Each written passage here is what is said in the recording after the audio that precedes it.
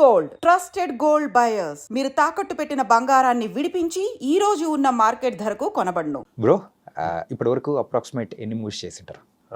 అది నేను సడన్గా అయితే చెప్పలేను, నేను ఇప్పుడు కౌంట్ చేయను. డెఫినెట్లీ 30 అయితే దాటి ఉంటాయి. 30 ఫిల్మ్స్ ప్లస్ దాటి. కానీ మీరు చేసిన మూవీస్ మ్యాక్సిమమ్ మీ క్యారెక్టరైజేషన్స్ కానీ రిజిస్టర్డ్ మంచి చిన్న క్యారెక్టర్ అయినా కానీ ఖచ్చితంగా మీ మార్క్ అనేది కూడా ఖచ్చితంగా వేసి వెళ్ళిపోయే టైప్లో ఉండేది కదా. అది లక్కీ అండి, డైరెక్టర్స్ నన్ను అలా చూస్తున్నారు. So I'm so fortunate.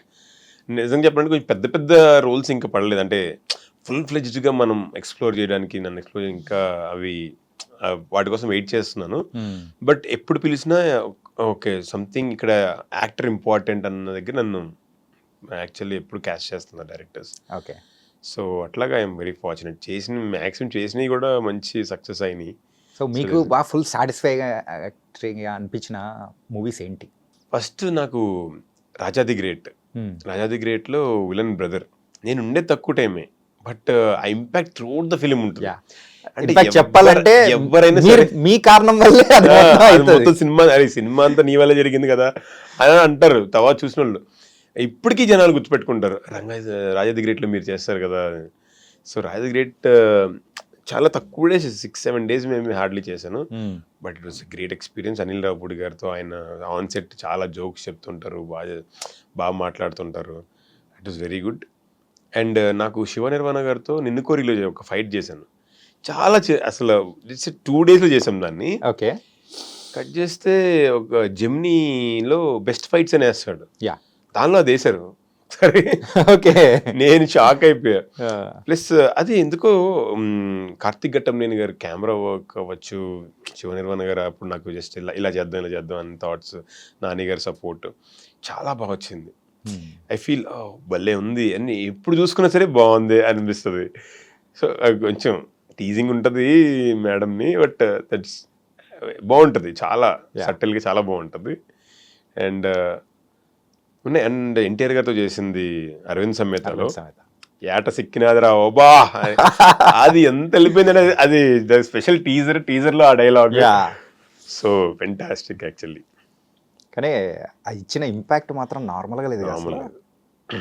అప్పుడు master Ramalakshman masters fight masters అన్నమాట. ఆ షూట్ మేము చేయడానికి నాకు హీరో గారికి మాత్రమే 1 డే పట్టింది.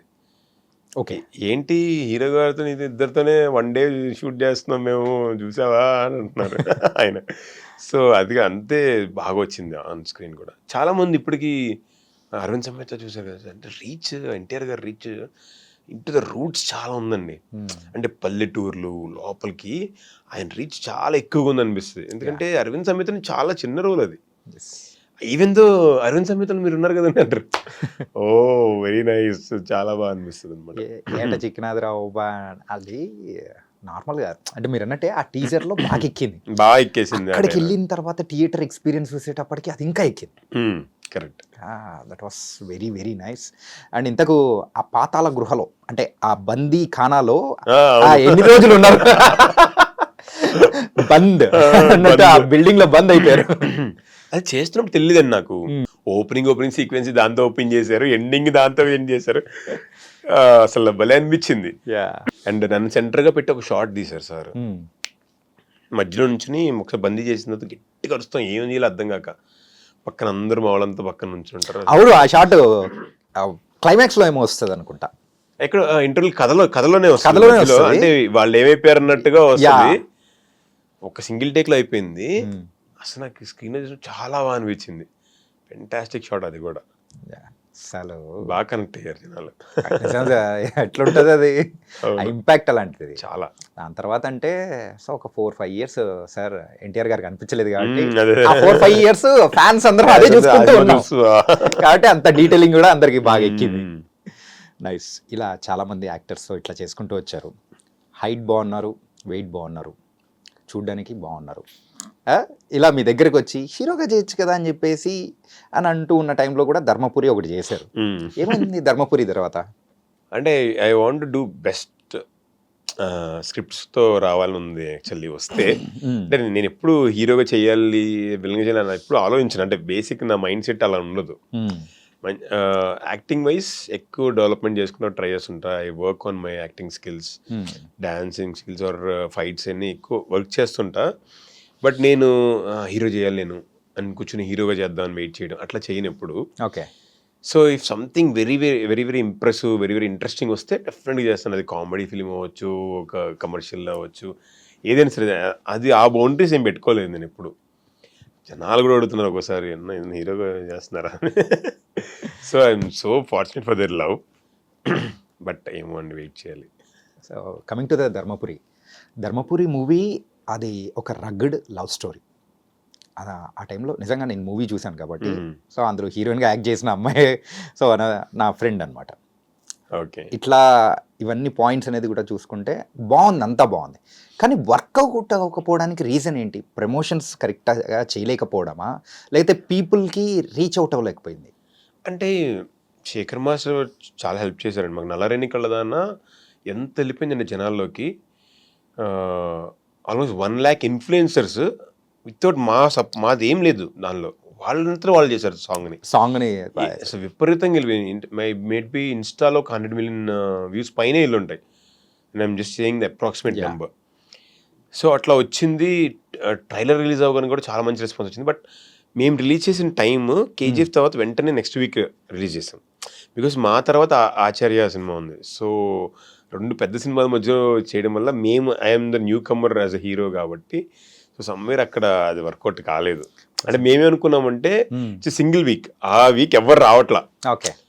సో ఓకే మనకు సింగిల్ రిలీజ్ ఉంటుంది అని అనుకున్నాం. బట్ ఇంకోటి కొన్ని అనుకున్న ప్రమోషనల్ యాక్టివిటీస్ కొన్ని చేయలేకపోయాం. Because of the time constraint అవ్వచ్చు, చిన్న ఫిలిం లాస్ట్ మినిట్ వర్క్స్ ఎక్కువ ఉంటాయి కదా. సో ఆ చిన్నవి మిస్టేక్స్ పడ్డాయి. నెక్స్ట్ టైం అది జరగకుండా చూసుకుంటాం. దేర్ ఆర్ పీపుల్ అండి, మేము 1 week కరెక్ట్గా ఉంది థియేటర్స్లో. అంటే సరే 5 times చూసాను ధర్మపురి అన్నారు. విజయవాడలో ఒక పర్సన్ దగ్గరికి వెళ్తే, సో సార్ ధర్మపురి సినిమా చాలా బాగుంటుంది ఇప్పటికీ చాలా మంది చెప్తుంటారు. అంటే చూశారు అంటే మన అబ్జర్వ్ చేశారు, okay they can take me as a hero also అనిపించింది. So happy. కొంతమంది నిజంగా లవ్ చూపిస్తుంటే మనం ఏదో మనం పని చేసుకుని, నాకు ప్యాషనేట్, నేను సినిమాలు చేస్తున్నాను. సో బట్ వాళ్ళ వర్క్ నుంచి బయటకు వచ్చి మన అంటే ఒక అన్నోన్ పర్సన్ దగ్గరికి వచ్చి బాగుందండి, ఐ లవ్డ్ ఇట్. ఆ సాంగ్ గురించి అయితే ఎంతమంది సార్ బాగా మీరు అన్నట్టు బాగా రీచ్ అయిపోయినారు. మా వాళ్ళు రోజు మీ సాంగ్ వింటాము, రోజు మా ఇంట్లో మీ సాంగ్ నడుస్తుంది అంటే felt so happy. Okay. And after Dharmapuri అంటే ఒక మూవీ హీరోగా చేసిన తర్వాత, సో నెక్స్ట్ మూవీ కూడా ఇట్లా క్యారెక్టర్స్ అనేది కాకుండా హీరోగానే చేయాలని చాలామంది అనుకొని ఆ టైప్లోనే వెళ్ళిపోతూ ఉంటారు. కానీ ఇక్కడ గగన్ గారి విషయంలో మాత్రం అలా జరగలేదు. ఎందుకు? Any reason behind that? లేదండి, నేను స్క్రిప్ట్స్ కూడా వింటున్నారు. చాలా స్క్రిప్ట్స్ వస్తున్నాయి, 60-70 స్క్రిప్ట్స్ విన్నాను యాక్చువల్లీ నేను. కాకపోతే ఏమవుతుందంటే, నేను ఏదో స్క్రిప్ట్ వినేసి కొత్త వాళ్ళతో వెళ్ళిపోవడం వల్ల మేబీ ది గెట్ లాసెస్. ఇప్పుడు కొత్త ప్రొడ్యూసర్ వస్తారు, సమయం 2 crores 3 crores పెడతామని, కొత్త డైరెక్టర్ వస్తున్నారు. సో నేను ఆల్మోస్ట్ ఇంకా అంత స్ట్రాంగ్గా నేను జనాల్లోకి తెలియలేదు ఇంకా. సో వీళ్ళతో చేయడం వల్ల finally we end up with losses ఏమో, అంటే స్ట్రగుల్స్తో తప్ప, అంటే మేము సినిమాని బాగా జనాల్లోకి తీసుకెళ్ళలేము. At the end of the day producers loss అయినా వీ కాంట్ టేక్ ఇట్.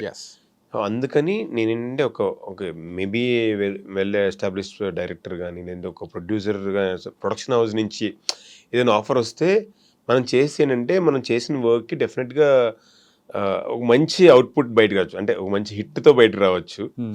ఇంకోటి ఏంటంటే, నేను విన్న స్క్రిప్ట్స్ అన్నీ కూడా నాకు అంత టూ గుడ్ అనిపించలేదు. So something I'm waiting actually చెప్పాలంటే, మంచి స్క్రిప్ట్స్ వస్తే చేద్దామని. అట్ ది సేమ్ నేను హీరోగా చేసినా సరే ఇన్ ఫ్యూచర్ కూడా నేను డెఫినెట్గా విలన్గా చేస్తాను. ఓకే. ఎందుకంటే నేను చాలామంది హీరోస్ని చూసి వచ్చాను. మేము చిరంజీవి గారిని చూసి వచ్చాం, ప్రభాస్ గారు ఏదో వాకింగ్ స్టైల్, ఆ మ్యాన్లీనెస్ని చూసి వచ్చాం, మహేష్ బాబు గారు అందరిని చూసి, అంటే ప్రతి చోట ఒక ఇన్స్పిరేషన్ నేను డ్రా చేసుకున్నాను. వీళ్ళందరితో వర్క్ చేయాలని ఉంటుంది నాకేదో నేను కన్ఫర్మ్ అయిపోయి ఏదో సినిమాలో ఒక హీరోగా చేద్దాము అది ఉండదు నాకు.